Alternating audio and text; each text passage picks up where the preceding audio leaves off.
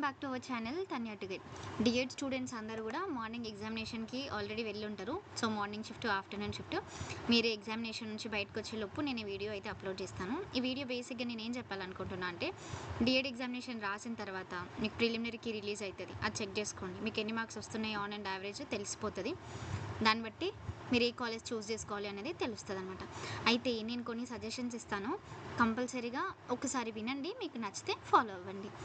First of all, అన్ని web options పెట్టుకునేటప్పుడు, registration, counselling attend అయ్యేటప్పుడు అన్ని గవర్నమెంట్ కాలేజెస్ పెట్టండి. మీ ర్యాంక్ ఏదైనా సరే, ఓకే, మీకు రిజర్వేషన్ ఉందా, రిజర్వేషన్ లేదా, ఓకే, ఏదైనా సరే మీ ఫస్ట్ ఆప్షన్, మీ 10-20 ఆప్షన్లు మొత్తం గవర్నమెంట్ కాలేజెసే ఉండాలి. ఓకే. సెకండ్ థింగ్, కాలేజ్లో ఫీ స్ట్రక్చర్ ఎంత అనేది తెలుసుకొనే వెబ్ ఆప్షన్స్ పెట్టండి. ఓకే, ర్యాండమ్గా నెట్ షాప్ వాళ్ళకి ఇచ్చేసి అన్న మీరు పెట్టేసేయండి కాలేజ్లో, నేను ఏ కాలేజ్ వస్తే ఆ కాలేజ్ జాయిన్ అవుతా అని అనకండి. ఓకే, జాయిన్ అయ్యేది మీరు, చదివేది మీరు, మీకు ఐడియా ఉండాలి కదా కాలేజ్ ఏంటి అనేది.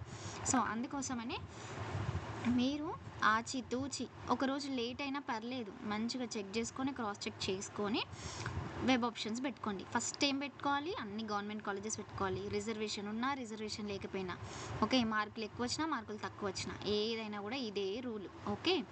సెకండ్ థింగ్, ఫీజు గురించి చెప్పాను కదా.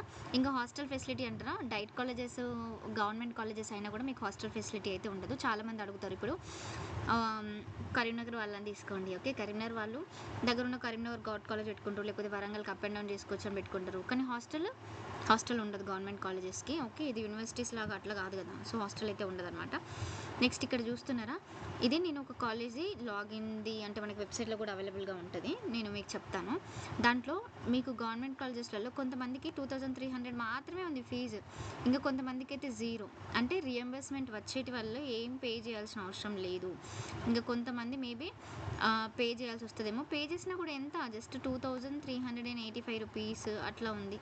ఓకే, సో గవర్నమెంట్ కాలేజెస్లలో ఇట్లా తక్కువ ఫీజు ఉంటుంది అనమాట. అందుకోసమనే మీరు గవర్నమెంట్ కాలేజెసే మీరు ఆప్షన్స్లలో ఫస్ట్ పెట్టుకోండి. ఆ తర్వాత ఇంకొకటి ఏంటిదంటే, ఫర్ సపోజ్ ఒక ఓసీ స్టూడెంట్కి 55 మార్క్స్ వచ్చినాయి ఎగ్జాంపుల్.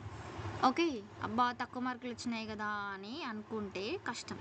మీరు మినిమం ఉన్న కాలేజెస్ ఫస్ట్ గవర్నమెంట్ అయిపోయాక మిగిలిన కాలేజెస్లలో కూడా, ఇప్పుడు ఎక్కడైనా కూడా మనం చదువుకోవాల్సిందే, ఫ్యాకల్టీ కొంతవరకు చెప్తారు. అండ్ డిఎడ్లో ఎక్కువ రికార్డ్ రైటింగే ఉంటుంది. మీకు కావాలంటే రికార్డ్స్కి సంబంధించిన పీడిఎఫ్స్ కూడా నేను పోస్ట్ చేస్తాను. సో అందుకోసమని మీరు కంపల్సరీగా చెక్ చేసుకోండి. ఒక 40-50 కాలేజీల దాకా పెట్టేసేయండి ఆప్షన్స్లలో. అస్సలు మొహమాట పడకండి. వామ్మో 40 కాలేజీల, గిన్ని కాలేజీలు పెట్టినావా, గన్ని కాలేజీలు పెట్టినావా అనేటోళ్ళు బొచ్చడు మంది ఉంటారు. వాళ్ళందరినీ పట్టించుకుంటూ పోతే మనం ముందుకోలేము.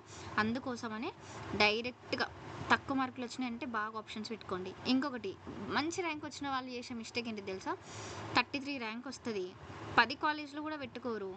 ఓకే, అప్పుడు ఎక్కడ కాంపిటీషన్ అట్లా ఉంటుంది డిఎడ్కి, ఒకప్పటిలాగా లేదు. ఒకప్పుడు డిఎడ్ చేసిన వాళ్ళు తక్కువ మంది.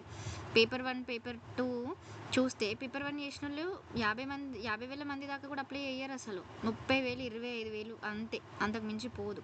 కానీ ఇప్పుడు ఒక 2 ఏళ్లలో విపరీతమైన కాంపిటీషన్ ఉంది.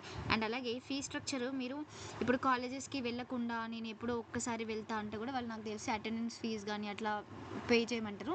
అండ్ డిఎడ్ కంపల్సరీ రెగ్యులర్గా వెళ్ళాలి. అండ్ దగ్గర ఫుల్ రికార్డ్స్ రాయాల్సి ఉంటుంది. అండ్ మీకు సెమిస్టర్ వైజ్ ఎగ్జామినేషన్స్ కూడా ఉండవు, ఇయర్ వైజ్ ఎగ్జామినేషన్స్ ఉంటాయి. ఫస్ట్ ఇయర్లో ఒకసారి వస్తారు, సెకండ్ ఇయర్లో ఒకసారి వస్తారు. మ్యాక్సిమం మీకు టీచింగ్ ప్రాక్టీస్ కానివ్వండి, అట్లాంటివి ఎక్కువ ఉంటాయి అన్నమాట. సో ఇది నేను చెప్పాలనుకునే సజెషన్స్. ఇంకొన్ని కూడా ఉన్నాయి, బట్ మరీ వీడియోలు ఎంత ఎక్కువైపోతే మీరు ఎట్లాగో వినరు. అందుకోసమని కొన్ని కొంచెం డీటెయిల్గా చెప్తాను. ఇట్లాంటి మరిన్ని వీడియోస్ కోసం ఏం చేయాలో తెలుసు కదా, సబ్స్క్రైబ్ చేసి మీ ఫ్రెండ్స్ డిఎడ్ ఎగ్జామినేషన్ రాసిన వాళ్ళందరికీ షేర్ చేసేసేయండి. Thank you.